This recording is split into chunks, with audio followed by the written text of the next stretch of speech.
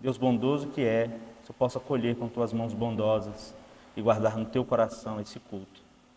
Embora saibamos, Senhor, que não somos dignos, é com esse sentimento que nos achegamos a Ti nessa noite. Que o Senhor possa receber nossa adoração, é o que pedimos humildemente, em nome de Jesus. Amém. Podem sentar. Se existe algo que é difícil para nós, é uma palavrinha que a gente sempre quer das pessoas. Pensa numa palavra de algo que você sempre gostaria que as pessoas tivessem com você. Pensa na palavrinha aí. Eu espero que eu esteja certo, né? Mas é a impressão que eu tenho. E a palavra é paciência. Não é mesmo? Uma palavra que é comum para nós. Uma palavra que está no nosso cotidiano, no que diz respeito à criação dos nossos filhos, aos nossos relacionamentos. Mas embora essa palavra seja tão comum, ela não parece... A coisa em si, a paciência sim, parece não ser algo muito comum da nossa parte. O mais impressionante é que em Gálatas 5, é dito que nós recebemos isso da parte de Deus. É um fruto do Espírito.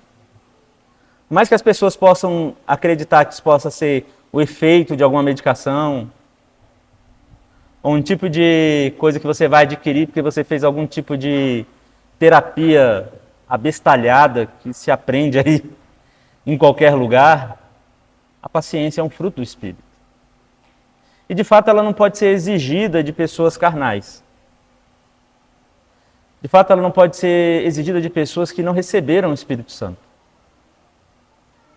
Talvez a tolerância, a calma, essas coisas talvez você encontre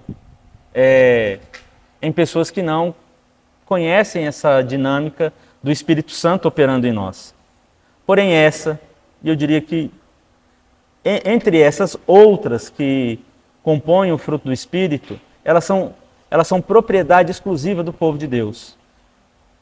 Mas tantas vezes o próprio povo de Deus esquece da utilidade prática de tais coisas, do significado de tais coisas, mas principalmente da paciência. E nós precisamos de paciência para praticamente tudo. Você planta uma semente e você precisa de paciência para que ela se torne uma árvore e para que ela dê fruto. Você começa uma obra, sei lá, um artesão ou um trabalho manual, você não chega lá com a boa vontade, aí em 5 minutos a coisa está pronta. Não funciona assim. Né? Você vai ter que lidar com aquilo que a Bíblia diz em Gênesis, né, que seria o nosso maior infortúnio, cansaço. O nosso problema não é o trabalho, nós nascemos para trabalhar, nós fomos criados para trabalhar. O problema é que a gente quer um resultado muito rápido das coisas, a gente quer um resultado muito rápido do trabalho. E nós queríamos, na verdade, né, um mundo sem interrupções, sem atrasos, sem decepções. Esse é o mundo perfeito do ansioso. Não é isso? O mundo do ansioso, ele não precisaria esperar, ele não contaria com atrasos. Eu estou falando de mim, tá? Pode ter certeza. Nunca pensem que eu estou aqui, nesse momento de contrição, falando de vocês. Estou aqui falando de mim, compartilhando com vocês, na maioria das vezes, meus dilemas. E por isso que é importante que vocês entendam que essa é sempre uma oportunidade da qual ela é indispensável no momento do nosso culto. Então nós queremos um mundo conveniente, rápido, eficiente, que nos satisfaça o tempo todo em todas as categorias da vida. No fim das contas, a falta da paciência só revela aquilo que é óbvio desde a queda. Nós queremos ser Deus. O mais engraçado é que Deus, sendo Deus, Deus é paciente. Ele podendo exigir o que ele quiser, ele é totalmente paciente. Vamos pensar aí, você, de maneira pessoal, em quantas vezes Deus foi extremamente paciente com você? Em 1 Tessalonicenses 5,14 diz o seguinte, uma passagem bem comum, né? Em função do livro que nós estamos lendo na reunião nas casas. Exortamos a vós, irmãos, que advirtam o ocioso, confrontem o desanimado, auxiliem os fracos e sejam pacientes para com quem? Com todos. Não sejam pacientes com alguns. Não sejam pacientes com aqueles que correspondem.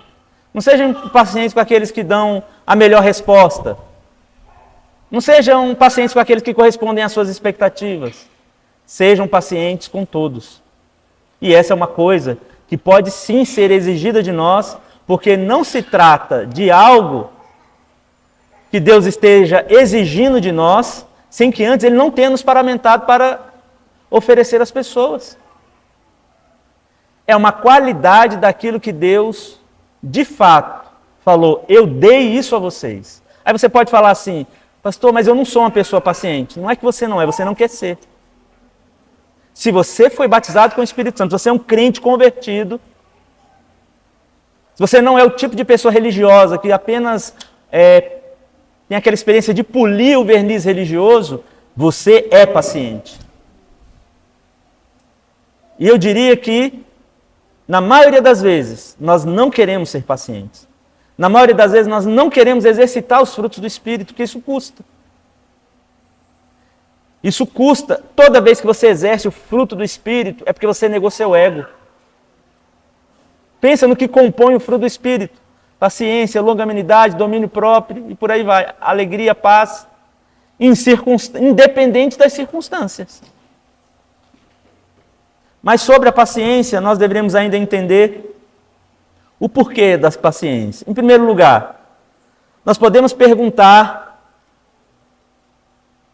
por que eu deveria ser paciente com um ocioso? Por que eu devo ser paciente com um pecador? Porque você é pecador. Simples. E aí onde nós vemos que, de fato, a nossa teimosia, a nossa arrogância, a nossa soberba, em simplesmente não exercitar aquilo que deveria ser típico de homens e mulheres de Deus. A paciência com os pecadores revela uma visão pequena da misericórdia de Deus para conosco. Se você está vivo, se você respira, se você cruzou Brasília para chegar aqui hoje, foi pela paciência de Deus. Porque você ainda não foi consumido pela ira dele. De maneira simples. Nós acreditamos, entenda, nós somos defensores de uma fé, que nós não estamos vivos, de que nós não fomos salvos porque nós carregamos o mérito. Nada do que nós recebemos da parte de Deus é por merecimento. Mas principalmente a paciência de Deus. As nossas repreensões, isso não quer dizer que um pai não possa repreender o filho. Isso quer dizer que o pastor não vai repreender a igreja.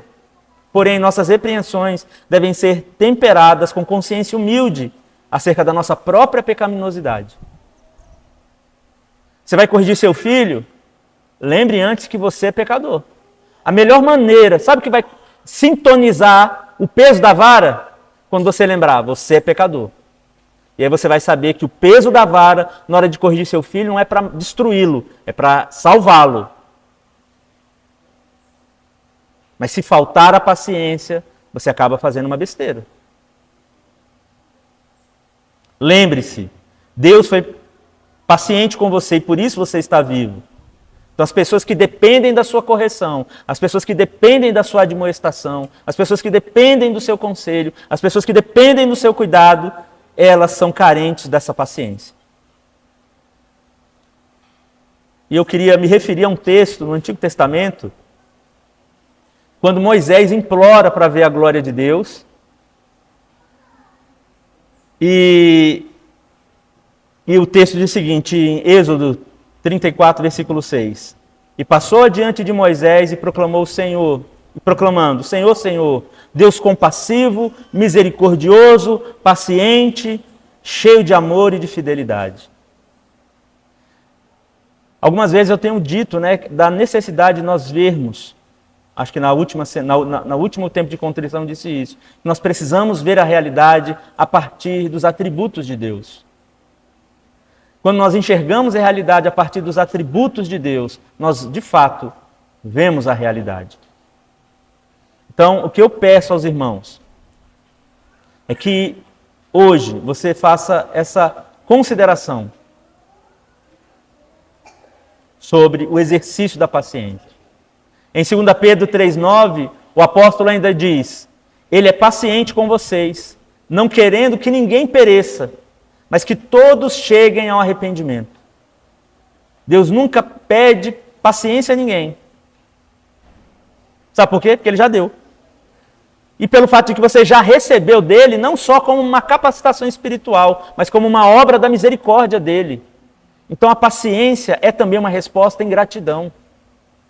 É inevitável nós não exercitarmos aquilo que tão sabiamente e amorosamente Deus nos entregou. Então, meus irmãos, nesse tempo de contrição, eu gostaria que nós ficássemos de pé. Queria que você orasse a Deus e pedisse perdão a Ele se por um momento lhe faltou paciência. Paciência porque em um determinado momento você passou por uma circunstância difícil e parecia que você seria esmagado, mas você não foi, você está aí. Isso prova a paciência de Deus. Talvez você tenha perdido uma pessoa querida e no afã do desespero e da dor lhe faltou paciência. E talvez você precisava de um recurso para uma coisa tão essencial, você acreditaria que sua vida acabaria se aquilo não chegasse no momento em que você esperava, que você quisesse. Não chegou, mas você está vivo. Isso prova a paciência de Deus. E de que você provavelmente murmurou, reclamou, mas independente da sua murmuração, Deus teve paciência. E talvez, olhando o plano do observador, Deus esperava que você ouvisse isso hoje, para que você considerasse mais uma vez a sua misericórdia. Para que mais uma vez você chegasse à conclusão que eu também preciso chegar, de que a minha impaciência ela é injustificável. Se nós fôssemos mais sinceros, nós chegaremos à seguinte conclusão: como é tola a nossa posição de impaciência, de ansiedade, de querer estar no controle sempre de todas as coisas. Mas que nessa noite nós tenhamos essa oportunidade de nos achegarmos a Deus e falar: Senhor, renova em mim a percepção de que eu já recebi. Recebi porque a Tua graça me concede isso e porque o Teu Espírito em mim me capacita a ter paciência. Senhor Jesus, obrigado pelo culto, pela vida dos meus irmãos e poder compartilhar isso com eles nessa noite, Senhor. Mas também quero, Senhor, pedir perdão, juntamente com meus irmãos, pela impaciência, Deus. Por tantas vezes não saber esperar, por tantas vezes querer ter, Senhor, as coisas de acordo com as minhas expectativas. Sei, Pai, que meus irmãos tantas vezes também se colocam na mesma condição. Mas nesse domingo, dia do Senhor, domingo do qual, Pai, nosso coração não pode estar entenebrecido, Senhor, pelo nosso engano. Nós nos achegamos a Ti e Te pedimos perdão pela nossa impaciência. Espírito Santo de Deus, Tu habita em mim, Tu habita nos meus irmãos, Tu habita na igreja. Que o Senhor possa restabelecer em nós a paciência. Que ela se torne, de fato, inevitável. Porque se somos alvos da ação do Teu Espírito, nós somos homens e mulheres destinados a exercer paciência. Nos perdoa, Senhor, por tantas vezes não conseguimos. Cremos, Senhor, na obra da cruz, que ela nos lavou, que ela nos redimiu, e que por meio dela recebemos o Teu Espírito, e por meio disso somos capacitados. E não podemos ser negligentes, Senhor, no exercício disso. Mas a nossa esperança é renovada no domingo, no dia que o Senhor ressuscitou e venceu a morte. Renova a nossa esperança de que tal obra, Pai, se concluirá em nós, onde cada um daqueles aspectos que formalizam o fruto do Espírito se tornará plenamente visível em nossas vidas, a fim de que o testemunho de Jesus não possa ser negligenciado. Assim nós agradecemos e oramos, Senhor, em nome de Jesus. Queria chamar a Priscila aqui à frente, nossa diaconisa. Vamos orar por ela. Senhor Jesus, nós te damos graças pela vida da tua filha. Nesse tempo, Senhor, em que ela há de trazer para nós essa reflexão, o Senhor fale conosco, o Senhor anime a sua igreja, esse tempo que precede os cânticos, Senhor, que nós possamos degustar, Pai, esse tempo em que a tua filha compartilha da própria vida dela conosco. Assim nós te agradecemos, em nome de Jesus. Amém. Graça e paz, igreja. Meu nome é Priscila, para quem não me conhece. Eu sou diaconisa aqui nessa casa, sirvo junto com meu esposo Rodrigo, pastor Rodrigo. E hoje eu gostaria de compartilhar uma palavra com vocês, que está lá em 1 Timóteo 2, do 9 ao 15. Da mesma sorte que as mulheres em traje decente se ataviam com modéstia e bom senso, não com cabeleira frisada e com ouro ou pérolas, ou vestuário dispendioso, porém com boas obras, como é próprio às mulheres que professam ser piedosas. A mulher aprende em silêncio, com toda a submissão, e não permito que a mulher ensine nem exerça autoridade de homem, e seja, porém, em silêncio. Porque primeiro foi formado Adão, depois Eva. E Adão não foi iludido, mas a mulher, sendo enganada, caiu em transgressão. Todavia, será preservada, através de sua missão de mãe, se ela permanecer em fé e amor e santificação com bom senso. Bem, esse trechinho aqui, né, da Bíblia, é um trecho bem polêmico, né? Muitas mulheres, cristãs mesmo, leem esse pedaço, né, esses versículos, e o coração delas se inquietam com isso, né? Elas não aceitam essa questão da submissão, não aceitam essa questão do papel dela, né, como mulher, o papel do homem. A questão de ser mãe, né?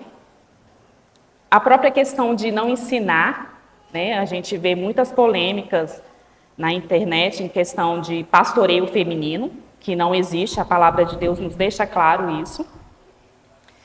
E o que eu quero trazer hoje, né? Eu era funcionária pública há 20 anos, tem 1 ano e meio que eu me exonerei para cuidar dos meus filhos e do meu marido, né? Servir a Deus, né? Fazer aquilo que é próprio de uma mulher piedosa. E isso, né, para as minhas colegas de trabalho, foi assim algo, como assim? Você vai abandonar uma carreira de 20 anos? Você vai sair do serviço público e você vai sair com nada nas mãos? Mas eu saí. A melhor parte o Senhor reservou para mim, que é ver os meus filhos crescerem, é ver o meu esposo ensinar aos meus filhos a palavra de Deus, é poder participar do culto doméstico sem ter aquela pressa, né? De tipo, eu tinha que acordar às 5h30, 7 horas eu estava no plantão. Às vezes eu vi o meu filho na época, né, que só tinha o Davi, 7 da noite, né? Depois das 7 da noite, né? Numa rotina de 40 horas semanais. Então, assim, eu acompanhei muito pouco o crescimento do meu filho.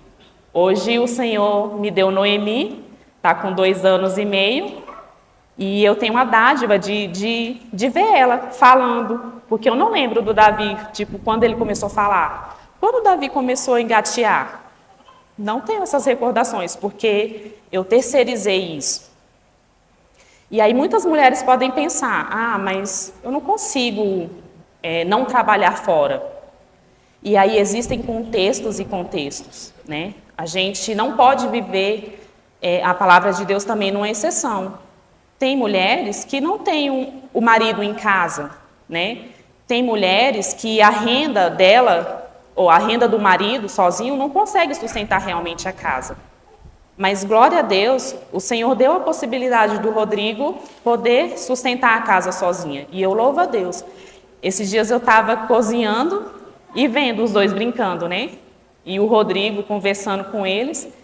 E eu fiquei pensando, como eu estou sendo agraciada por Deus por poder presenciar esses momentos, sabe? E na hora eu falei assim, Rodrigo, obrigada. E ele, oxe, pelo quê? Aí eu por poder me permitir ver isso, né? Muitas mulheres não têm essa condição.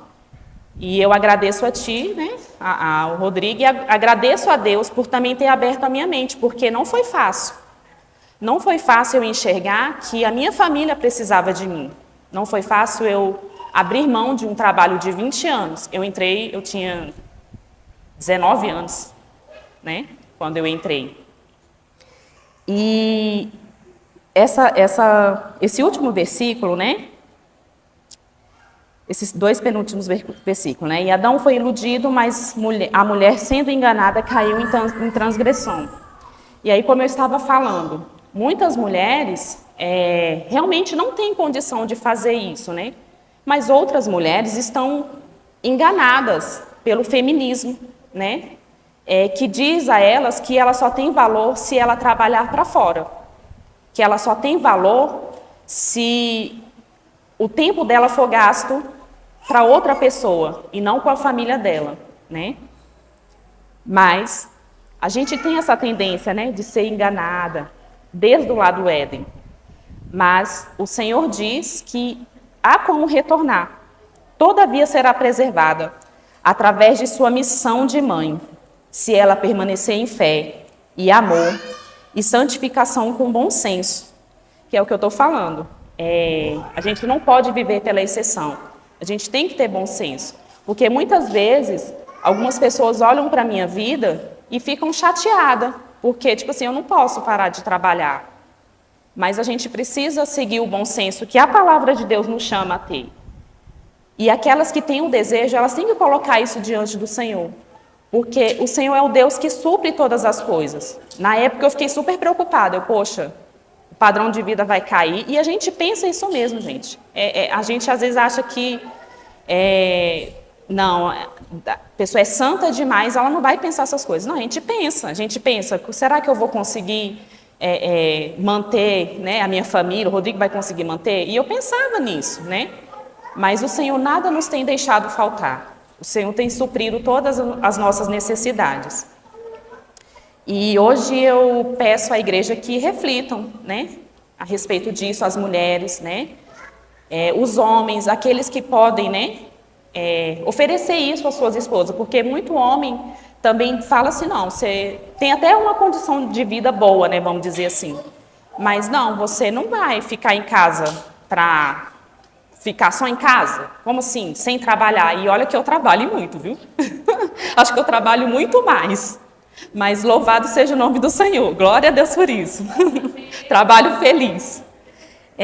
Então, a gente tem que se alegrar na palavra de Deus primeiramente e buscar o bom senso da palavra de Deus, né? Ela é a nossa luz, a nossa lâmpada, né? Que não nos deixa enganado nesse mundo que está sempre enchendo a nossa cabeça de tantas ideias, né? De tantos conceitos que a gente vai aceitando, não tão agressivamente, porque não chega tão agressivamente, né? Você já é educada de criança, né? Não dependa de homem, estude, não seja empregada de ninguém, né? E quantas vezes a gente vê isso, né? Mas a palavra de Deus nos coloca exatamente onde nós devemos estar. E é isso que eu gostaria de compartilhar com a igreja. Amém? Vamos levantar, vamos orar.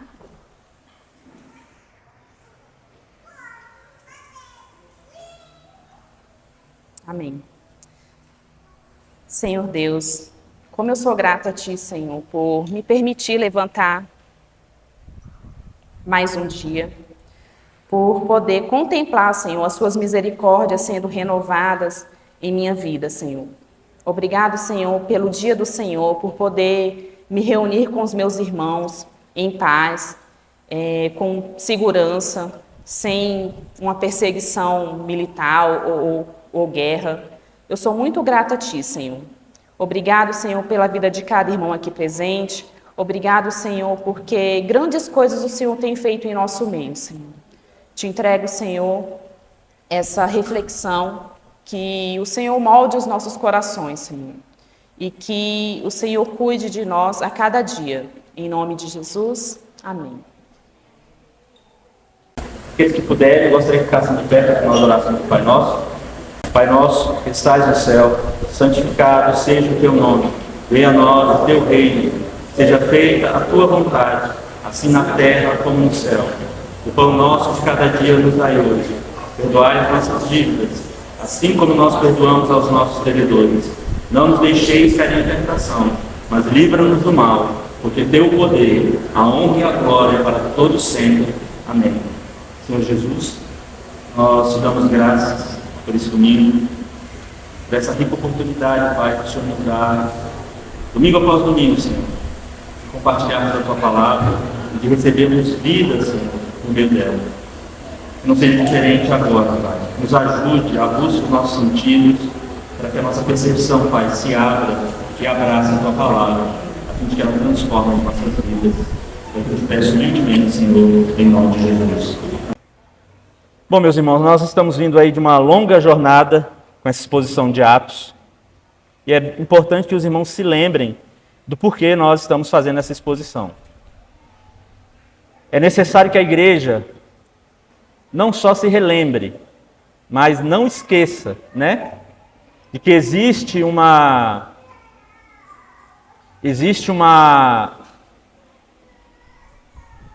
demanda a cada homem e mulher que crê em Deus, e não há a menor possibilidade desse homem e mulher que crê em Deus, crer em Deus fora da igreja. Não existe isso. Crer em Deus significa fazer parte da igreja. Isso não é uma opção.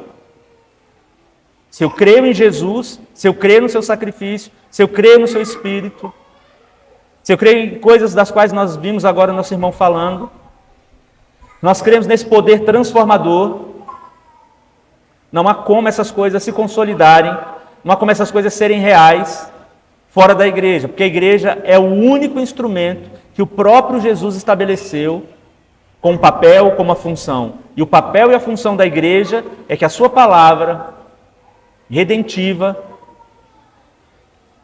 alcance homens e mulheres eleitos por ele desde antes da fundação do mundo.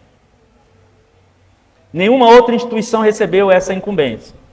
Por mais que a igreja tenha desvios e problemas significativos no desenvolvimento da sua história, Jesus, ao ser ascendido aos céus, como nós lemos no livro de Atos, não dá essa missão, não dá uma missão individual a princípio.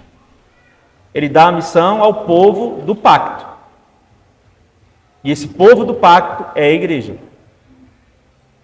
Aquele mesmo povo que tinha uma aliança com ele no deserto, somos nós agora. Com as nossas peculiaridades, mas sobretudo, sobre a demanda da graça de Deus por meio de nosso Senhor Jesus Cristo. Não por meio da lei, mas por meio de sua obra redentiva. A igreja é, sem sombra de dúvida nenhuma, a comunidade do pacto e do sacramento. A única instituição que tem essa incumbência na terra. E sua missão, como nós vimos ontem, inclusive aqui no evento, não é uma missão social. Amém? Isso não quer dizer que no desenvolvimento do seu papel missional, ela não vá se compadecer de seres humanos que sofrem. Porém, a demanda crucial da igreja é a proclamação da palavra. Não é cura, não é da cesta básica, embora essas coisas, em determinado momento, segundo a vontade de Deus, acontecerão. Inclusive, quando você vê o livro de Atos, você não vê em nenhum momento essa preocupação da parte dos apóstolos. Não há uma palavra, de fato, da parte dos apóstolos no livro de Atos sobre essa demanda. Porque o papel da igreja, a missão da igreja, não é social, embora ela tenha um papel social. Estamos entendendo isso? A igreja tem uma missão, pregar o evangelho. E enquanto ela prega o evangelho, ela vai se deparar com aquilo que Jesus se deparou enquanto viveu sua experiência humana. As pessoas sofrendo. E ela se compadece dessas pessoas que sofrem, porém a missão da igreja não é uma missão social. A igreja não é um partido político, a igreja não está submetida a uma demanda ideológica, a igreja está submetida a Cristo. E assim como Cristo se compadece do sofrimento das pessoas, a igreja entra nessa mesma dinâmica de compadecimento. E o que é esse compadecimento? Não é uma emoção frívola, uma pena. Amém? É você sentir compaixão. É você entrar no sofrimento da pessoa. A palavra esmola é muito mal compreendida por nós ocidentais. A gente acha que esmola é... O cara está ali, né, Tiago? Aí você dá uma moeda para ele. Não, esmola não é isso. Esmola é você resolver o problema da pessoa. Isso era esmola. Por isso que Jesus fala daquela maneira sobre esmola. Em Mateus 6. A esmola não era qualquer coisa. A esmola não era um ato frívolo do qual você dá uma moeda para a pessoa e depois você não sabe o que acontece com ela. Na verdade, você dá porque você não quer saber. Essa não é o papel da igreja. Aquilo que a igreja faz no seu âmbito social, ela revela a natureza de Cristo. E por isso ela não é um mero ato carregado de conceitos ideológicos. Ela é a manifestação da bondade de Deus. E por isso ela não é apenas uma dinâmica na tentativa de, como nós falamos aqui ontem, né, eu disse isso algumas vezes ontem, né, de entrar numa guerra de virtudes, que é o que as ideologias, os partidos políticos fazem. Não, você pode ser reprovado porque você é mais virtuoso do que eu. Então nós vemos isso aqui. O que é que nós vemos até aqui? Que se existe uma característica de alguém cheio do Espírito é a generosidade. Amém? E nos capítulos anteriores nós vimos justamente isso. Os apóstolos estão ali num dilema onde as mulheres helenistas, mulheres judias de língua grega, sendo tratadas com preconceito racial. Ou seja, por elas serem judias helênicas, então elas eram tratadas como judias de segunda categoria. Porém, os apóstolos, entendendo o quanto aquilo era descabido no contexto da igreja, aquelas mulheres não poderiam, em hipótese alguma, serem tratadas de uma forma racista. Elas deveriam receber na mesma medida em que as judias naturais ali de Jerusalém, judeu da gema, né? Elas deveriam ser tratadas da mesma maneira. Então são levantados 7 homens, e aqueles 7 homens agora estão na incumbência de prestar esse serviço que faz parte do papel da igreja. Mas se nós lermos todo o texto do primeiro capítulo de Atos, até aqui o capítulo 6, o que nós vamos ver? A ênfase não está em dar pão, em fazer milagres, essas coisas estão lá. Isso está no contexto da igreja. Mas o foco não é nenhuma dessas coisas, o foco é a pregação da palavra. O rigor da palavra, o apego à palavra, os efeitos da palavra. Eu nunca vi, eu já entreguei cesta básica para mais de 1 milhão na minha vida, eu acho. Eu nunca vi ninguém se arrepender porque recebeu uma cesta básica. Não vi ninguém mudar porque recebeu uma cesta básica. Não vi ninguém se converter porque recebeu cesta básica. E nós vemos que, embora nós falamos muito sobre... Parece que a gente está dando continuidade de ontem, né? Legal isso. Quando você vê a igreja se movimentando, você vê essas coisas andando lado a lado, mas elas não são a mesma coisa. Eu trouxe ontem o relato de Marcos 6. Jesus vai para um lugar em Marcos 6, do 30 ao 40, ele está lá esse registro, para descansar um pouco com os apóstolos. E ele se depara com a multidão e ele se compadece. Mas ao se compadecer com a multidão, a primeira coisa que ele faz não é multiplicar os pães, é ensinar. Então ele se encontra com... O texto é justamente esse. Ele se encontra com a multidão. Qual a primeira coisa que ele faz? Então ele começou a ensinar muitas coisas ao povo. E aí depois os apóstolos vêm e trazem a demanda de que o povo está faminto. E aí sim ele diz aos apóstolos: dê um jeito vocês, essa é a demanda de vocês. E eles começam a dar desculpas esfarrapadas, né? Ah, não tem dinheiro. Ah, manda o povo embora. Ele fala: não. Traz o que a gente tem aí, então. O milagre da multiplicação dos pães acontece. Fato real. A realidade cristã grita que aquele milagre é real. É nisso que está fundamentada a fé cristã. Que cada ato de Jesus, que cada uma das suas palavras são a realidade que determina o sentido da fé cristã. Não é mítico. Não é uma lenda. Aquele que se diz cristão e trata Cristo e aquilo que ele fez e falou como uma lenda, não merece e nem é cristão. Ele é um falsário. Ele é um corrupto. Como a maioria dos tipos de líderes religiosos desse país que corrompem o evangelho e que usam a palavra de Deus para demandas que nada têm com o evangelho. Que usam para nutrir suas ideologias, sejam elas de esquerda ou de direita. Mas o evangelho não pode ser alvo de coisa tão baixa.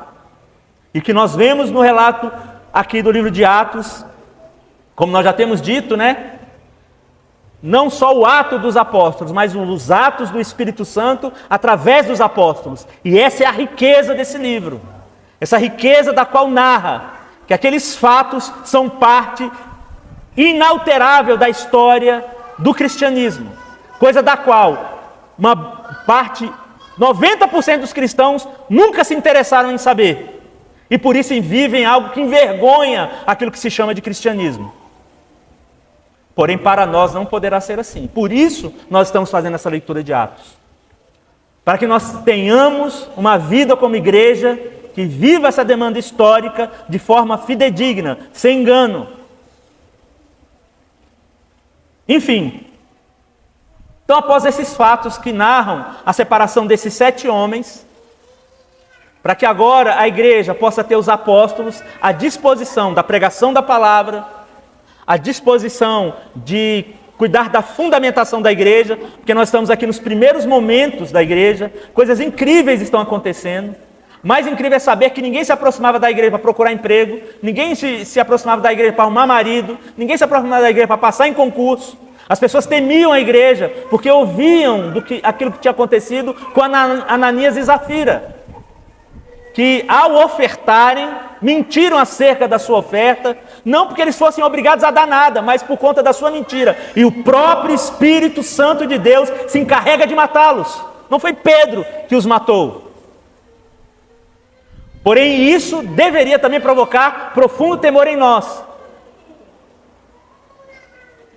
A igreja é coisa muito séria.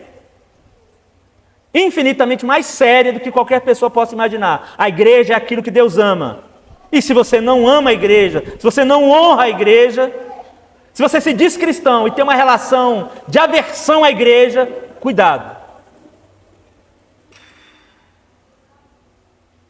Você está em maus lençóis. Porém, dentre esses 7 homens que são escolhidos, também helênicos de fala grega, judeus de fala grega, essa que significa a palavra helênico, homens e mulheres judias que foram profundamente influenciados pela cultura grega. Esses 7 homens, então, dentre eles, um se destaca, segundo o evangelista Lucas. E pelos motivos óbvios. Então, aqui dos versículos 8 a 15, no capítulo 6, nós vemos então a narrativa que descreve, introdutoriamente, algo acerca desse diácono. É assim que ele é tratado. Embora esse primeiro grupo de 7 homens que são destacados ali para esse serviço, né, para tentar sanar as necessidades daquelas irmãs helenistas, esse grupo de homens ainda não é de fato o grupo de diáconos que nós vamos ver mais à frente, mas eles introduzem a instauração desse ministério. Mas, surpreendentemente, esse Estevão, ele é tratado dessa forma mais adiante. E por características incríveis, por um testemunho incontestável, e que traz para nós o parâmetro do que é um homem de Deus. É claro que até aqui nós já temos o testemunho dos apóstolos. Então entenda, ninguém está no Universal porque está enganado. Amém? Você sabe o que é um canalha. Você sabe o que é um bandido. Vamos ser sinceros? Por onde passamos, nós sabíamos. Ou não sabíamos? Nós sabíamos que muitos homens que foram nossos líderes dentro da igreja evangélica eram bandidos. Nós tínhamos medo. Ou não tínhamos?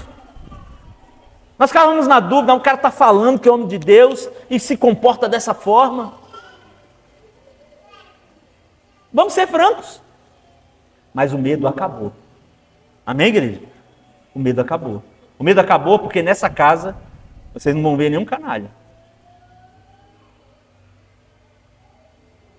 Mas nós temos aqui então essa perfeita referência do que é um homem de Deus, embora nós já tenhamos até aqui o testemunho dos apóstolos. Mas parece que Lucas quis destacar esse personagem, porque de fato ele é digno desse destaque. Não só pelo que nós vamos ler, mas pelo que vai vir no capítulo 7. Mas vamos ler aqui então a passagem, abram suas Bíblias em Atos, capítulo 6, dos versículos 8 a 15.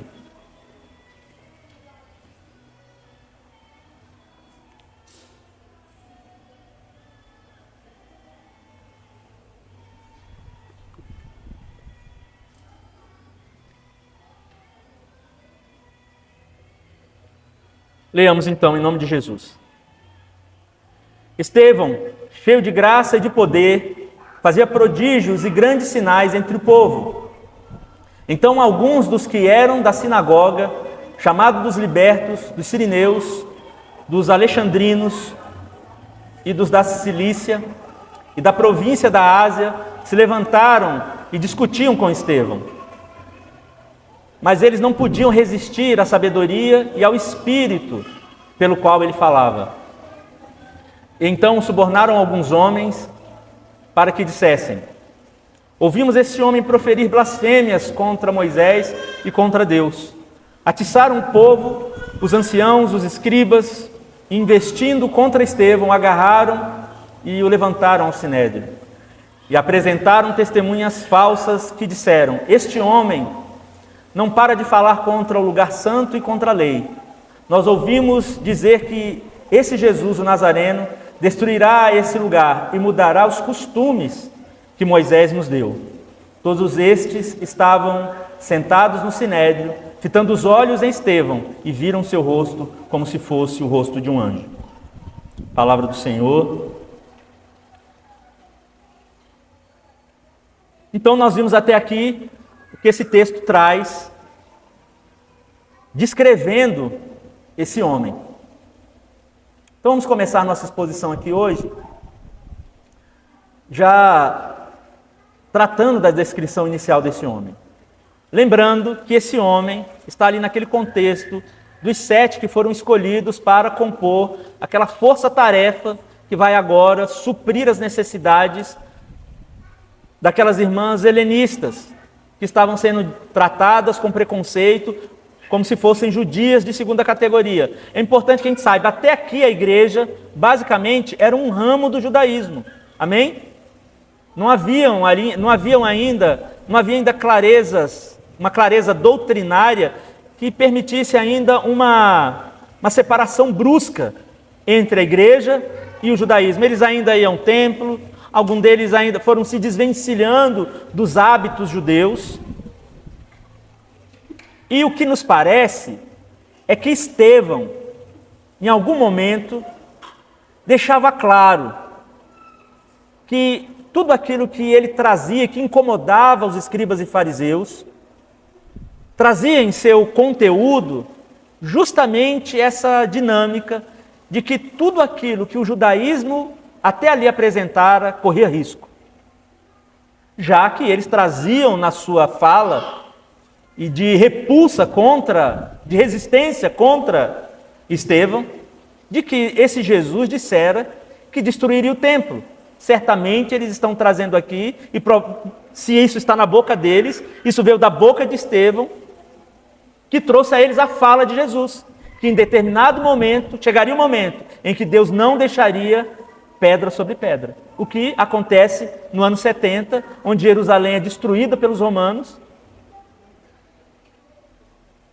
mas que até aqui era algo que, com certeza, fazia parte da pregação dos apóstolos como uma manifestação clara do juízo de Deus contra os judeus. Quando nós vamos ler lá o discurso de Estevão, nós vemos um homem inflamado de paixão pelo Evangelho. E ele discorre sobre todo o Evangelho, até chegar no ápice dele, quando ele narra os fatos que discorrem sobre o testemunho de Jesus. E muito provavelmente aquele discurso dele, talvez não na íntegra, fosse o conteúdo de sua pregação, essa mesma que incomodou escribas e anciãos. Amém? Nós vamos aqui então partindo do versículo 1. Estevão, cheio de graça e de poder, fazia prodígios e grandes sinais entre o povo. Então nós vemos aqui que esse Estevão trazia uma marca indelével de um homem de Deus.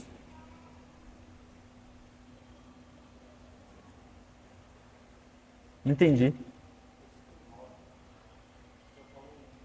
8, é o versículo 8, perdão. Obrigado. É a Veira, foi mal.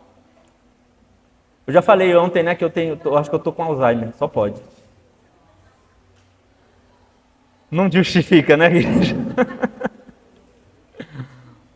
Enfim, vamos lá de novo, perdão. Estevão, cheio de graça e de poder, fazia prodígios e grandes sinais entre o povo. Versículo 8. Então nós vemos aqui uma marca indelével de um homem de Deus. Estevão mostrou o poder do Espírito Santo por meio da sua pregação e por meio de milagres. Então esse relato introdutório aqui traz para nós o perfil de um homem de Deus. Sobretudo um homem que não limitou o seu ministério, embora o ministério de Estevão fosse bem específico, amém? Ele era um homem separado entre aqueles 7 para servir a igreja nas suas necessidades materiais, amém? Eles foram separados inicialmente para isso. Mas o que nós vemos é que esses homens, mas é citado em específico, Estevão, ele não limitou o seu ministério a isso. Porque ninguém na igreja está limitado a uma função meramente funcional, a uma função meramente operacional. Ninguém foi chamado para a igreja para ser porteiro. E por porteiro ele perde a incumbência de pregar o evangelho. O tipo de coisa que a igreja foi desenvolvendo, né? Não, o cara tem um cargo, uma função na igreja. Aí ele estanca ali. E aí, por isso, ele não tem mais essa demanda que é natural de todo crente. Entenda, seja no ônibus, seja no mercado, seja em qualquer lugar, você precisa pregar o evangelho. Foi para isso que nós fomos separados. Ser cristão, acima de tudo, significa que você carrega uma mensagem e essa mensagem precisa chegar às pessoas. E se você está sendo negligente com isso, você está em pecado. Pastor, não pregar o evangelho é pecado? Não pregar o evangelho é pecado. Não orar é pecado, não ler a Bíblia é pecado, não vir ao culto é pecado. Dizer que eu sou crente quando eu não faço nada que um crente faz é pecado, porque você está mentindo. Claro! Eu sou crente, o que você faz? Vou no culto, sento na cadeira e vou embora, e depois só volto no outro domingo e estou dizendo que sou crente. Não, esses homens não entendiam isso. Não, qual é a outra coisa que você faz? Uma vez por mês eu dou uma cesta básica para a família. Você não está fazendo mais do que a sua obrigação. Não seja calhorda. É o que o crente faz.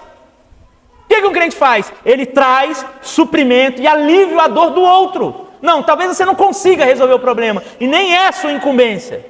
Mas sanar, em alguma medida, abrandar o sofrimento das pessoas é seu papel. Porém, assim como o manifesto, o testemunho de Jesus, o ensino da palavra é uma prioridade e a maior necessidade do ser humano. Porque nenhuma outra coisa é capaz de mudar as consciências, nenhuma outra coisa é capaz de acender a mente para que o homem tenha consciência de seu verdadeiro estado de miséria, de pecado e de culpa diante de Deus. Nenhuma outra coisa vai dizer isso para ele. O René contou aqui o testemunho dele. Eu estava lá na cadeia quando eu me converti, e está lá, passando a maior bronca da minha vida, não comoveu meu coração. A única coisa que comoveu meu coração foi a pregação da minha mãe.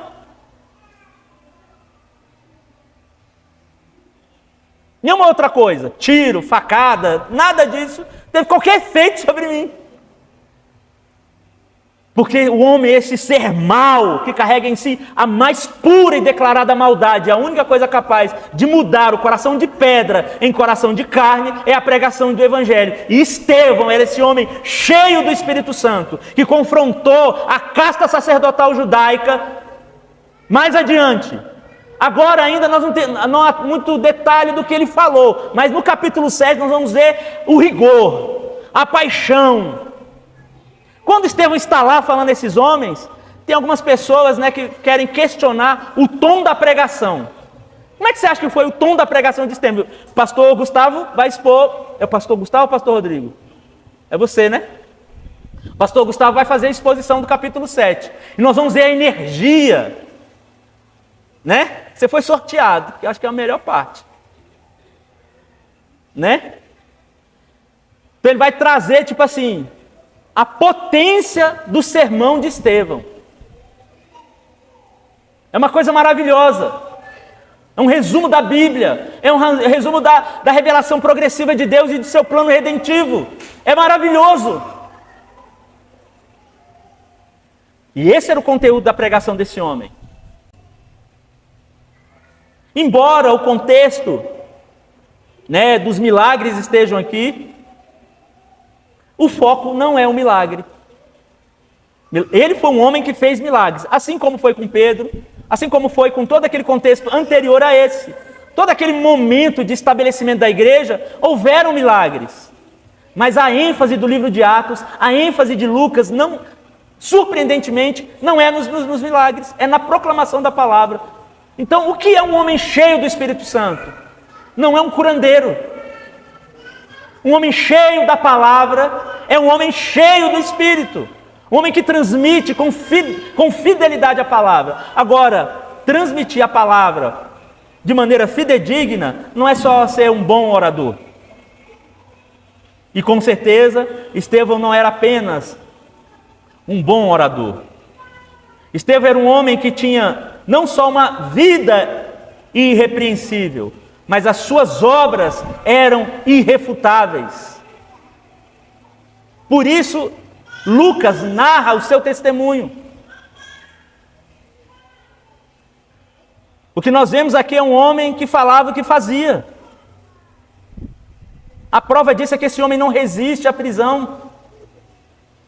Esse é um homem de discurso contundente, mas de um testemunho inquestionável.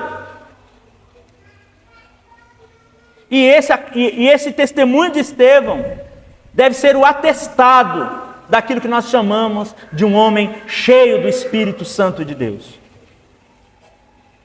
Embora algumas igrejas, algumas denominações, tantas que existem no país, querem nos trazer que um homem cheio do Espírito possa ser um homem que grita demais, que planta bananeira, que sei lá o que o cara faz. Não, mas a palavra está trazendo que um homem cheio do Espírito, não é só de fato um homem que fala bem, mas é um homem que faz daquilo que fala, materializando isso na sua própria vida cotidiana.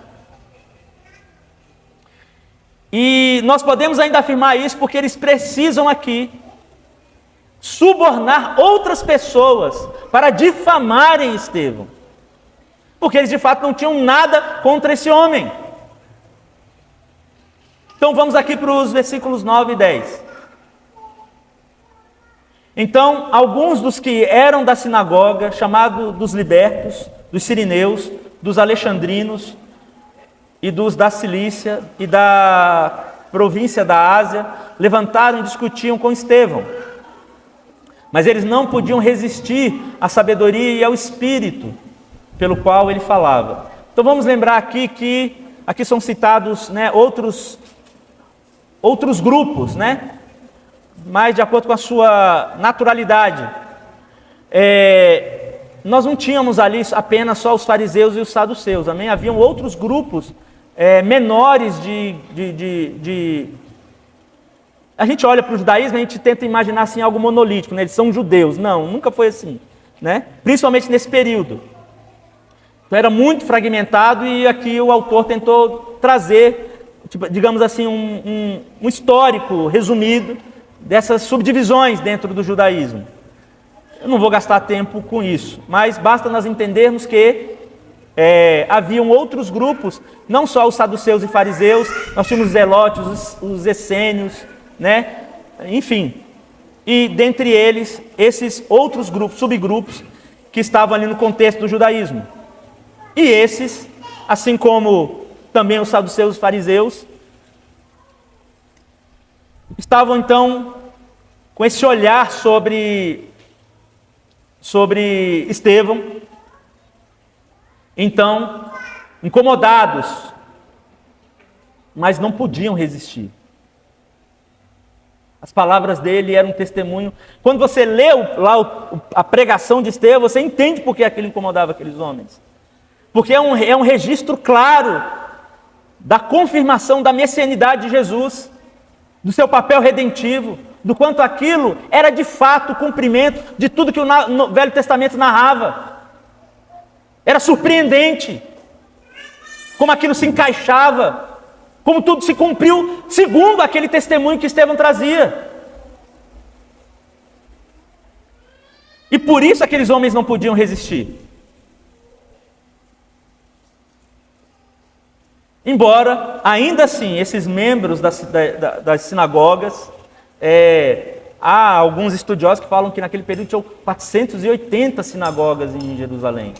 Eu acho que isso é um exagero. Outros vão falar em 90, mas já é um número muito significativo de subgrupos que se reuniam ali, né? E a sinagoga era esse lugar que eles utilizavam na tentativa de diminuir a distância do templo, né?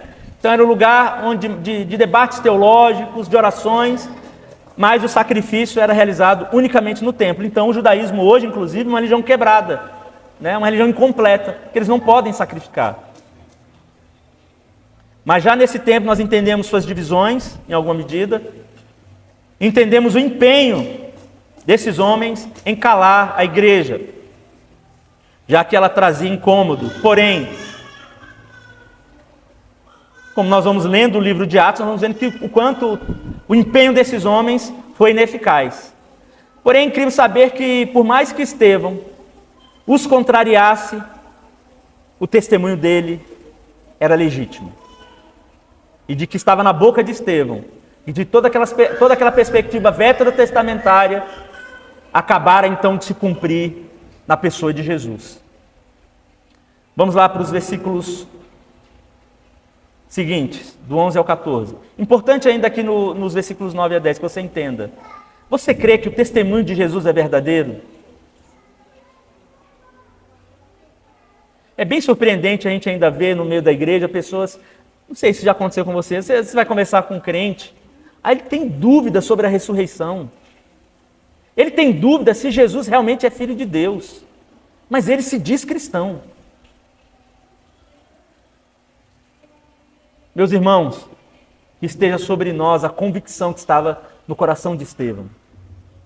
E por isso se tornou irrefutável seu testemunho, sua pregação. Por isso aqueles homens não podiam resistir a Estevão. E a minha esperança é que nós não tenhamos em nenhum momento algum de nós com dúvidas dessa ordem, pelo amor de Deus. O testemunho de Jesus é verdadeiro. A ressurreição é uma prova histórica. É uma prova histórica. Não é uma lenda, não é um mito. Jesus ressuscitou dos mortos e venceu a morte. É nisso que está baseada a fé cristã. E foi isso que colocou os líderes judeus em xeque diante da pregação de Estevão. Era isso que fazia com que os seus corações fossem consumidos. E os nossos corações precisam ser consumidos por essa verdade. Jesus Cristo ressuscitou dentre os mortos e hoje nos é garantido a vida eterna por meio da ação do Espírito Santo, nos santificando, nos justificando, nos paramentando para vivermos uma vida de acordo com aquilo que Jesus conquistou na cruz para cada um de nós. Então, subornaram alguns homens para que dissessem: ouvimos que este homem proferir blasfêmia contra Moisés e contra Deus. E atiçaram o povo, os anciãos e os escribas, que investindo contra Estevão, agarraram e levaram ao sinédrio. Apresentaram testemunhas falsas que disseram: este homem não para de falar contra o santo lugar e contra a lei. Nós ouvimos dizer que Jesus, o Nazareno, destruiria este lugar e mudará os costumes que Moisés nos deu. Então, eles se reúnem para fazer acusações falsas. Blasfêmias, a palavra blasfêmia significa falar mal, né? Mas em nenhum momento ele falou mal, ele só leu a Bíblia. Ele só falou o que estava escrito. Ele só confirmou todo aquele relato veterotestamentário. Ele só disse o que já estava dito. Ele só afirmou o que já estava afirmado.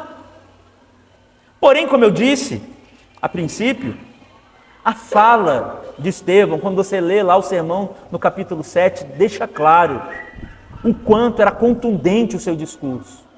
O quanto aquilo era uma ameaça à caça sacerdotal judaica.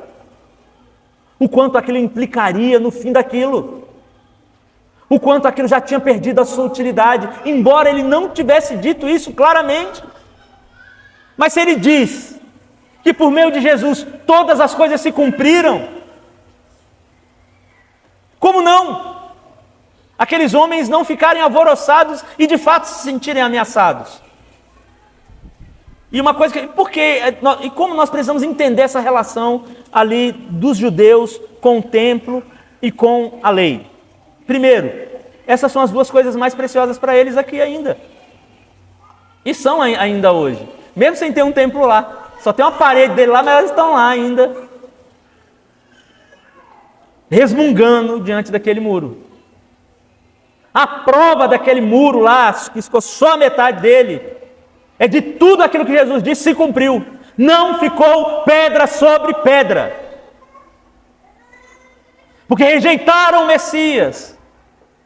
Porque foram negligentes com tudo que Deus deu a eles. De fato, nós temos uma dívida com esse povo. Por meio deles veio o culto, a lei e o Messias. Mas eles mesmos desconsideraram todas essas coisas. Se tornaram uma religião sectária e se esqueceram daquilo que havia sido dito a Abraão, que por meio de vós eu abençoarei todas as nações da terra. E essa palavra dita a Abraão é que justifica a existência da igreja. Nós somos a conclusão disso. Nós somos o povo do pacto.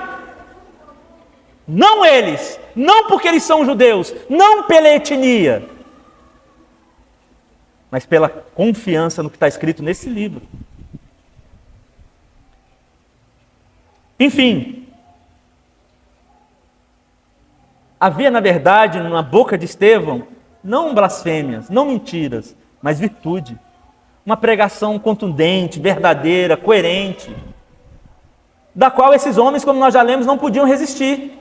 E a única maneira que eles tinham então de bloquear, de calar Estevão era por meio da infâmia, era por meio da mentira, era por meio de pessoas subornadas para então tentar desqualificar o testemunho de Estevão.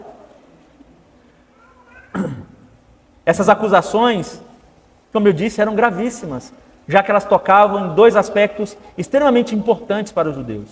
E deixa eu dizer uma coisa para você. A marca de um homem de Deus é que ele tocará naquilo que as outras religiões estão falando para tentar defamar o Evangelho. Nós fizemos aqui a exposição do livro de Apocalipse e nós falamos sobre o verdadeiro significado da falsa religião. Falsa religião não é só aquilo que tem nome de religião. Porque se o seu Deus é o dinheiro, está aí a sua religião. Se é lá que está a sua confiança. É o que diz Lutero. Qual a pergunta que Lutero faz? O que é ter um Deus? Onde está a sua confiança, a sua esperança? É de onde você tira as respostas. Isso acabou se tornando o seu Deus. E se tais coisas se tornaram o seu Deus, isso já é uma falsa religião. Seja ela de ordem filosófica, religiosa, declaradamente, ou ideológica.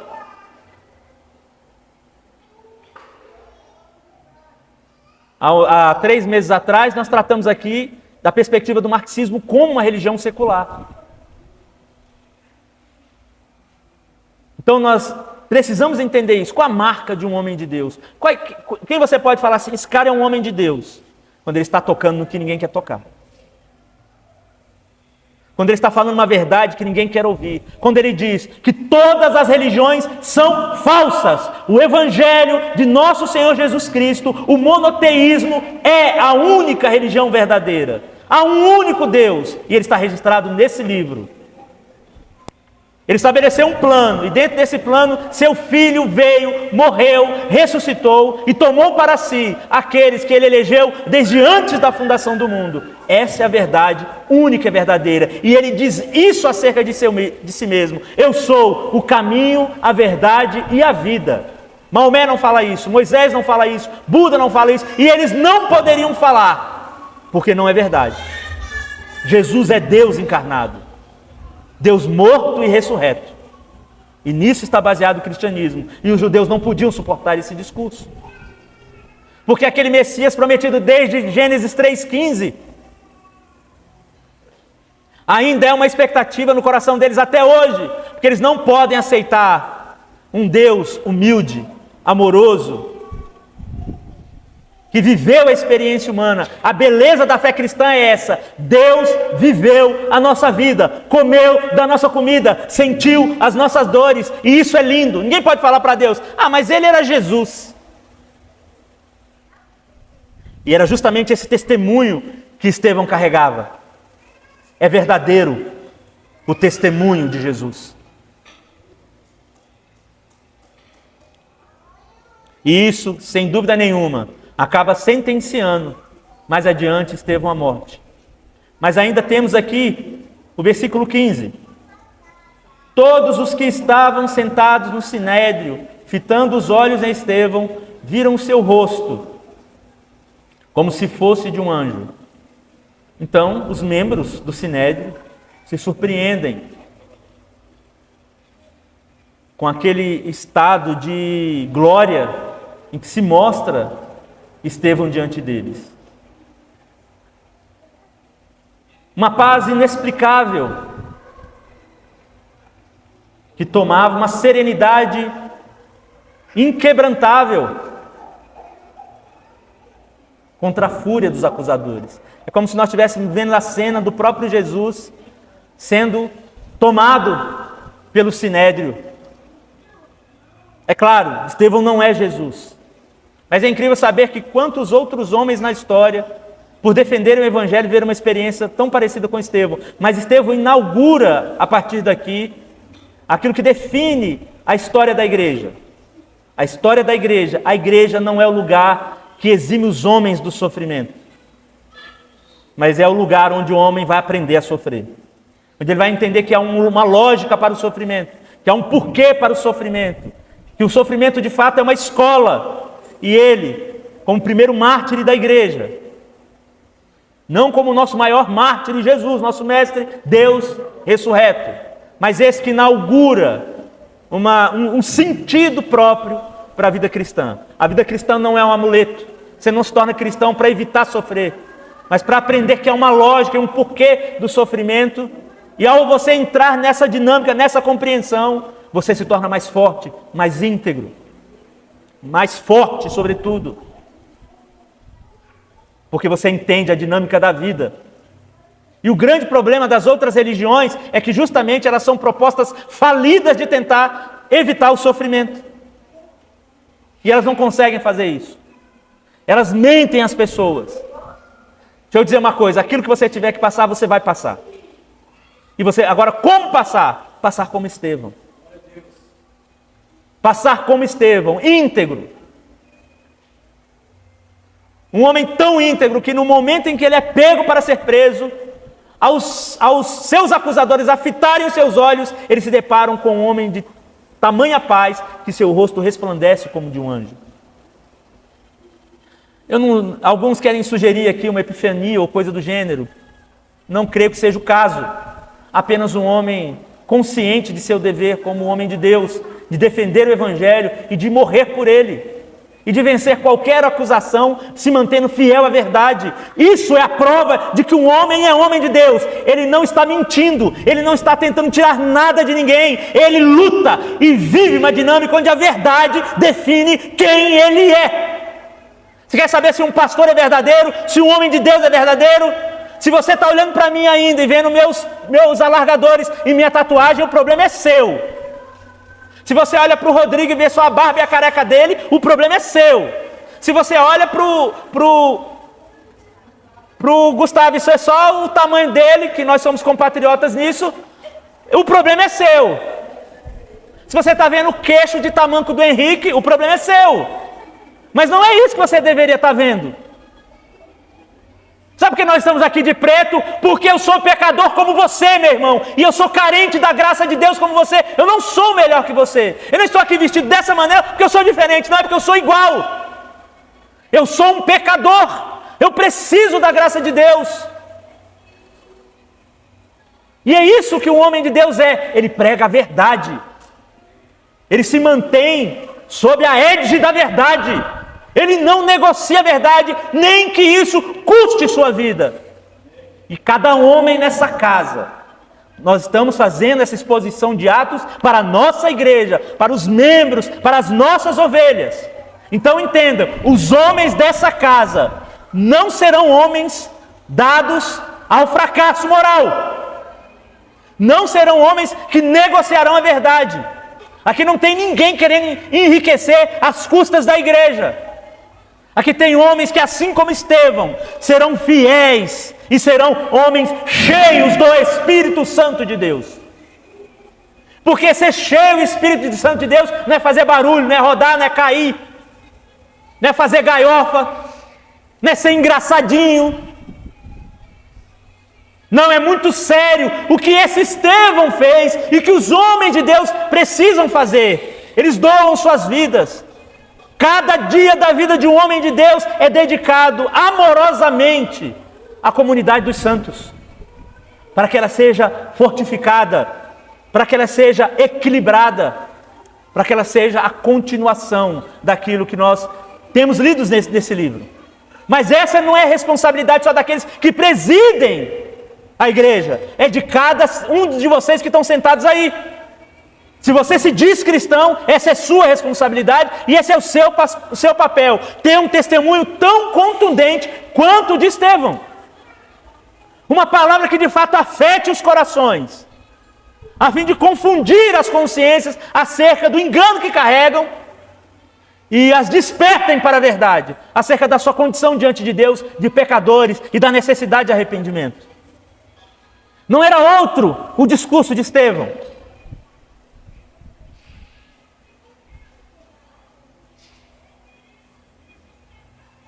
E o que nós vemos aqui, afinal, é um claro e nítido contraste entre um judaísmo decadente e um cristianismo cheio do Espírito.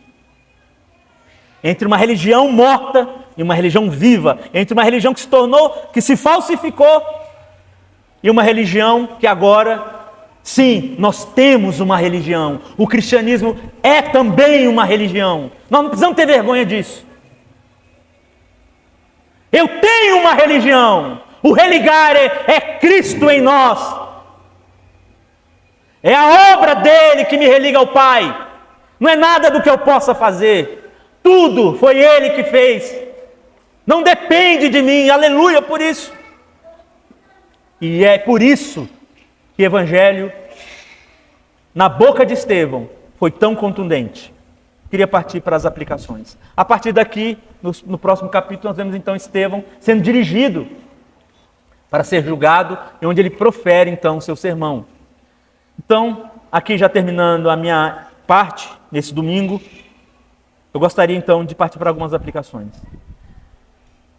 Quero que cada homem, cada mulher nessa casa ouça algo. O serviço na igreja é algo valioso e de fato necessário na comunidade dos santos. Você tem um papel. Esse Estevão foi o homem que nós vemos aqui registrado, que estava servindo a igreja. Ele não estava sentado no banco. Ele não era um mero espectador. Ser frequentador de uma igreja não faz de você cristão. E nós devemos, e a prova de que a obra do Espírito Santo se concretizou em nós é o serviço. Seja ele qual for. Mas não antes de que a nossa missão como pregadores do Evangelho também seja cumprida. Então não há um serviço, como eu disse a princípio, sendo feito sem a pregação do Evangelho.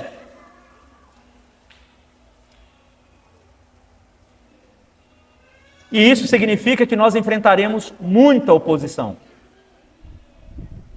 Nós havemos de enfrentar a oposição de um mundo que odeia Deus.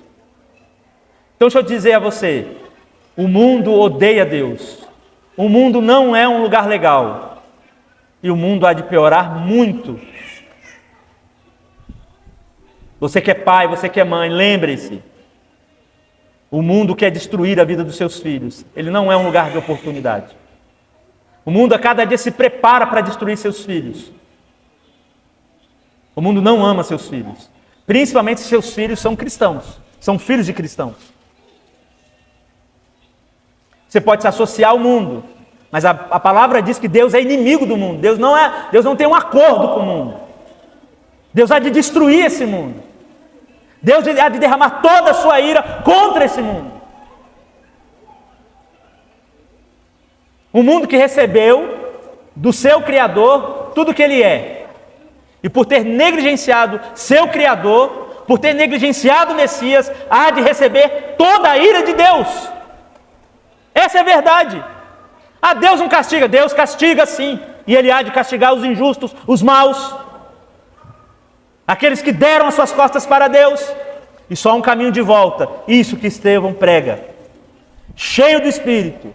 Cheio de fulgor, fervor e paixão. Paixão que define o perfil de um homem de Deus.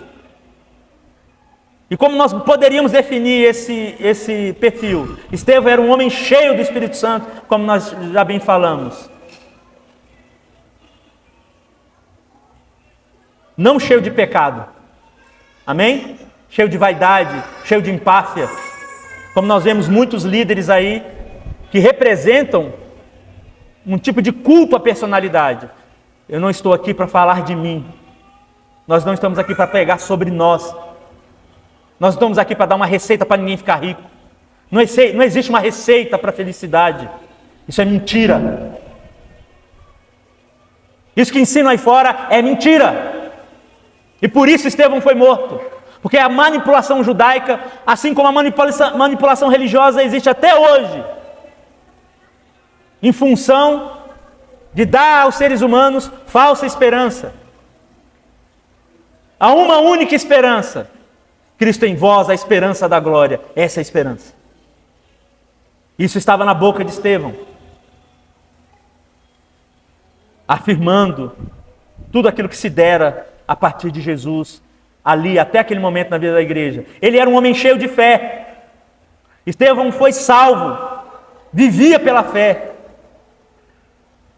Ele estava ali, como cada um de nós, disposto e determinado a vencer o mundo. Era um homem cheio de sabedoria, de uma sabedoria tão profunda e tão contundente, que os próprios mestres judeus não podiam resisti-lo. Seu discurso era contundente, era uma teologia aprimorada. Entenda, você precisa estudar, não esteja exposto ao escárnio. Saiba defender a sua fé. Se você não defender a sua fé, você vai ser envergonhado. Eu já disse isso, vou dizer de novo. Os pagãos vão às faculdades para destruir os cristãos. Para olhar na sua cara e falar, eu sei mais do que você, sobre a sua fé. Quantas vezes eu vi isso acontecer? Não comigo, mas com outras pessoas. Você precisa defender a sua fé, sobretudo porque seus filhos precisam ter a partir de você uma fé segura e bem argumentada, bem estruturada. E sem estudo de teologia você não vai conseguir. O cristianismo não é a confraria de gente ignorante e estúpida. Esse Estevão estava debatendo com os mestres judaicos, e de tal maneira e tão contundente que os deixava em xeque. E assim precisa ser cada um de nós. Colocar a fé do mundo em xeque, e não ter a nossa fé colocada em xeque. Estevão era cheio de graça, um homem generoso. Lembrem-se do que esse homem fazia, ele estava servindo as mulheres necessitadas da igreja. Esse era um homem que transparecia, em cada coisa que fazia, o perfeito exemplo de um homem que carregava em si aquilo que a gente pode, de fato, chamar de poder do Espírito Santo. O poder do Espírito Santo, meu irmão, não está em coisas estapafúrdias, como nós vemos por aí, não. Está na singeleza do serviço dado por amor, na radicalidade do Evangelho. Nisso nós manifestamos poder, não de outra maneira. Estevão era justamente esse homem. Uma outra aplicação aqui. O mundo jamais escutará o Evangelho sem ódio e revolta, meu irmão. Amém? Se o dia alguém nos aplaudir lá fora, nós temos um problema. Você quer saber qual foi o maior problema da igreja entre a década de 90 e os anos 2000? A igreja começou a ser aplaudida. E ela se enganou. Não, que o mundo nos odeie. Eu não tenho a menor intenção de ser amado pelo mundo. Não tenho a menor intenção de ser aprovado pelo mundo. Então algumas pessoas nos questionam pela aspereza da palavra. Não, contra aqueles que são inimigos de Deus, ela sempre é áspera, mas não depende do pregador. A verdade cumpre o seu papel. Mas de fato, não esperem serem amados pelo mundo. Jesus foi categórico que o mundo nos odiaria. Então esteja pronto para lidar com a revolta e com o ódio do mundo, enquanto você prega. Entenda, ninguém está falando para você provocar o ódio das pessoas sendo esquisito, desagradável, desrespeitoso. Não, pregue a palavra. E deixa a palavra cumprir o seu papel. E se você receber a honra de ser odiado por amor a Jesus, glória a Deus. O judaísmo, meus irmãos, assim como o mundo, temia os resultados da pregação. Jesus morreu não porque ele era um cara legal. Um cara legal não morre crucificado. Vocês já ouviram isso outras vezes. Ele ameaçou toda aquela casta sacerdotal. Porque, de fato, com Jesus tendo cumprido todas as demandas messiânicas, agora ele apontava para um cumprimento escatológico. E o juízo de Deus havia de recair sobre a casta sacerdotal judaica, como há de acontecer nesse tempo. Toda a falsa religião, tudo aquilo que se chama cristianismo, e não é, todo aquele que não é um judeu de coração, há de receber da parte de Deus o seu duro juízo. E eles não querem ouvir isso. Mas esse é o cumprimento da palavra de Deus. E esse Estevão dá testemunho fidedigno, cheio do Espírito Santo, daquilo que colocou o fim, naquele momento, a tudo aquilo que o judaísmo acreditava não poder mais se cumprir. Porque os líderes ali manipulavam assombrosamente as pessoas. Então eles queriam manter aquilo. Anás e Caifás estavam na folha de pagamento de Roma. Mas aquilo acabara ali. Gradativamente. Mas o primeiro golpe já havia sido dado com Pedro. E agora Estevão dispara então mais um golpe mortal naquilo que era uma deformação clara da religião que Deus tinha revelado ao povo de Deus. E que agora começara então a hora de prestar contas. Meus irmãos, que essas palavras realmente possam nos levar a uma reflexão profunda. Você é uma pessoa cheia do Espírito Santo? Você entendeu o que significa ser cheio do Espírito Santo? Ser cheio do Espírito Santo não é curar ninguém. Embora Deus possa fazer isso. A ênfase aqui não é essa. A ênfase é que a pregação da palavra, ensinada, trazida de maneira fidedigna, é de fato a maior prova de que um homem é homem de Deus. Nenhuma outra é. Que nós possamos levar isso para as nossas casas essa noite. Amém? Vamos ficar de pé?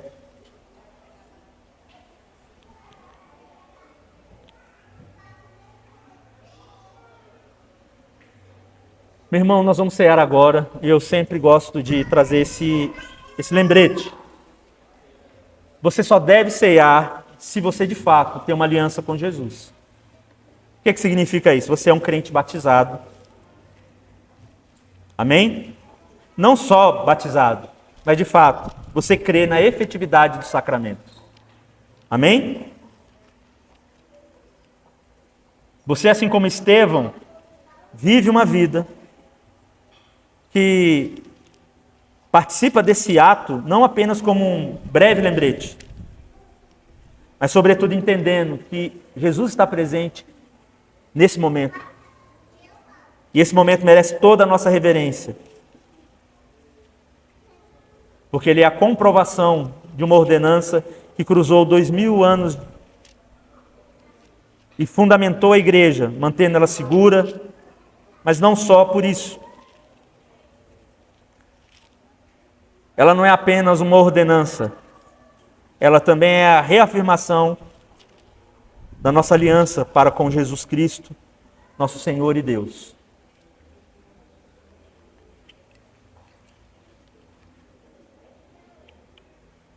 Papais e mamães, só peguem os elementos se você estiver disposto a ensinar, senão, não faça. Nós compartilhamos a ceia com os nossos filhos aqui de maneira didática, porque eles entendam e participem. Amém?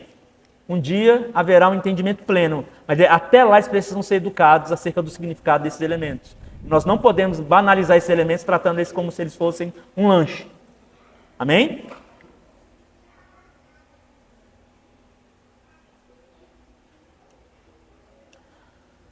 Porque o que eu recebi do Senhor, o que também lhes entreguei, que o Senhor Jesus, na noite em que foi traído, pegou o pão e, tendo dado graças, partiu e disse: isso é o meu corpo que é dado por vós. Façam isso em memória de mim. Senhor, nós consideramos, Pai, o testemunho do teu servo Estevão essa noite.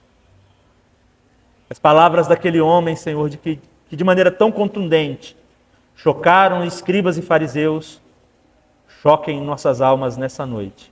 Mas ao contrário dos escribas e fariseus, Senhor, nós confirmamos, nós cremos, Jesus Cristo é o Messias, morto e ressurreto. E comemos desse pão quebradiço hoje para relembrarmos e para gozarmos de sua presença em nossas vidas. Porque o Senhor, Pai, por meio da sua morte, nos livrou da maldição do pecado. E por isso nós comemos, Senhor, em nome de Jesus.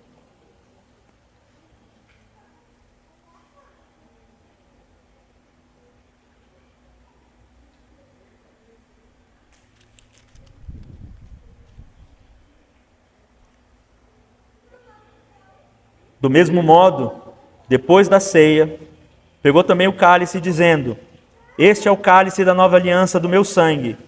Façam isso todas as vezes que o beberem em memória de mim, porque todas as vezes que comerem este pão e beberem o cálice, vocês anunciam a morte do Senhor até que ele venha. Senhor, os sinais estão aí, mas o sinal de Estevão, Senhor, não saiu dos nossos corações. O testemunho de Estevão, Senhor, nos traz com clareza que todos aqueles fatos narrados pelo diácono Estevão, Senhor, são reais. Eles chocaram, Senhor, aqueles que tentavam negligenciar a tua autoridade e a tua soberania. Porém nós, Pai, por ouvirmos o testemunho de Estevão, afirmamos: Maranata, Senhor, vem, nós te esperamos, e afirmamos que o mundo saiba, Senhor, que existe um povo que aguarda ardentemente, com o coração cheio de amor e expectativa, o teu retorno triunfal. Por isso bebamos em nome de Jesus.